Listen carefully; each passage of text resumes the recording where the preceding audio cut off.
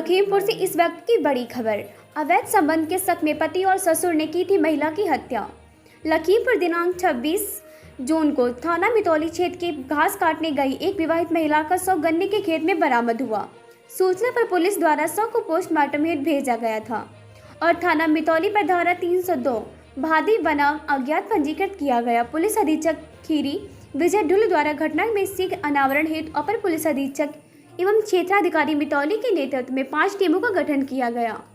विवेचना के क्रम में सुराग रसी, पता रसी, एंटली जैसी मोबाइल सर्विलांस के आधार पर सोनू व मदनलाल राठौर की अपराध में संलिप्तता के साक्ष्य प्राप्त हुए, जिसके आधार पर पुलिस द्वारा अभियुक्त सोनू व उसके पिता मदनलाल राठौर को गिरफ्तार करके निशानदेही पर आला कत्ल बरामद किया गया।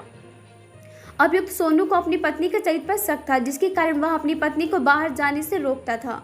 घटना के दिन उसकी पत्नी उसको बिना बताए घर से बाहर घास काटने के लिए चली गई थी, जिसके बाद पत्नी को उसके खेत में झगड़ा हुआ और आवेश में आकर उसके पति ने अपनी पत्नी का रस्सी से गला घोंटकर हत्या कर दी। उसके पिता मदनलाल द्वारा इस अपराध में उसका सहयोग किया।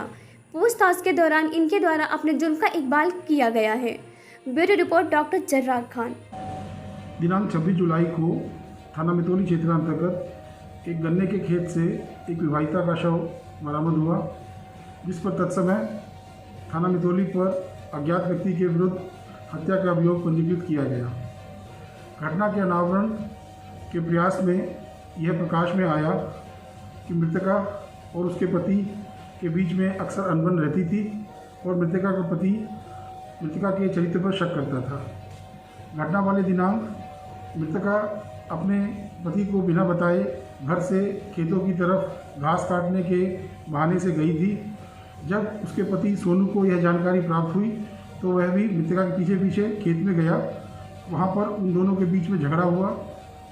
मृतका के पति सोनू के द्वारा अपने पिता मदनलाल के सहयोग से मृतका का रस्सी से गला घोंटकर हत्या कर दी और उसको शव को गन्ने के खेत में छिपा दिया और बाद में गांव वालों के साथ मृतका को ढूंढने का बहाना करते हुए खुद ही शव को बरामद किया और एक मनगढ़ंत कहानी पुलिस और गांव वालों के सामने बताई। इस कहानी में अनेक विरोधाभासी बातें प्रकाश में आई, जिस पर गहराई से पूछताछ करने पर दोनों अभियुक्तों के द्वारा अपने जुर्म का इकबाल किया और उनकी निशानदेही पर घटना में प्रयुक्त आला कत्ल रस्सी का टुकड़ा भी पुलिस के द्वारा बरामद किया गया है। दोनों अभियुक्तों को न्यायिक हिरासत में भेजा जा रहा है।